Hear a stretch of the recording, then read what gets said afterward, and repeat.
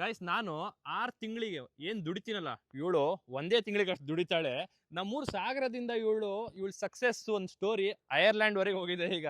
ಅಲ್ಲಿ ಅವಳು ತುಂಬಾ ಒಂದು ಒಳ್ಳೆ ಕಾರ್ಪೊರೇಟ್ ಜಾಬ್ ಮಾಡ್ತಾಳೆ. ಸಂಬಳ ಎಲ್ಲ ನೀವು ಅನ್ಕೊಂಡಿರೋದಕ್ಕಿಂತ ಸ್ವಲ್ಪ ಜಾಸ್ತಿನೇ ಇದೆ. ಇದಕ್ಕೆಲ್ಲ ಏನ್ ಕಾರಣ ಕಣೆ ಅಂದ್ರೆ ಹುಡುಗಿಯರಿಗೆ ಒಂದು ಏನ್ ಅಡ್ವೈಸ್ ಕೊಡ್ತೀಯ? ಈ ಕಾಲದಲ್ಲಿ ಹುಡುಗಿಯರಿಗೆ ತುಂಬಾ ಫ್ರೀಡಮ್ ಅಂತ ಸಿಕ್ಕಿದೆ.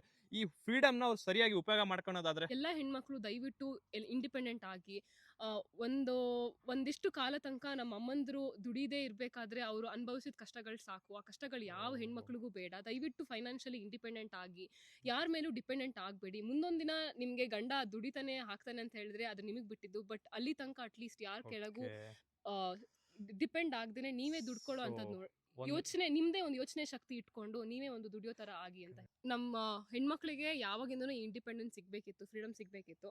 ಬಟ್ ಇವಾಗ ನಾವ್ ಅಂದ್ಕೊಂಡಿರೋಕ್ಕಿಂತ ಜಾಸ್ತಿನೇ ಇದೆ. ಇವಾಗ ಯಾರು ಹುಡುಗಿನ ಬೇರೆ ತರ ಮಾಡಿ ನೋಡಲ್ಲ. ಫ್ರೀಡಮ್ನ ನಾವು ಒಳ್ಳೆ ರೀತಿಲಿ ಉಪಯೋಗಿಸ್ಕೋಬೇಕು ಹೊರತು ನಮ್ಗೆ ಯಾವ್ದೋ ಒಂದು ಕೆಟ್ಟ ಹೆಸರನ್ನ ತರುವಂತ ಕೆಲಸಗಳನ್ನ ಮಾಡಬಾರ್ದು.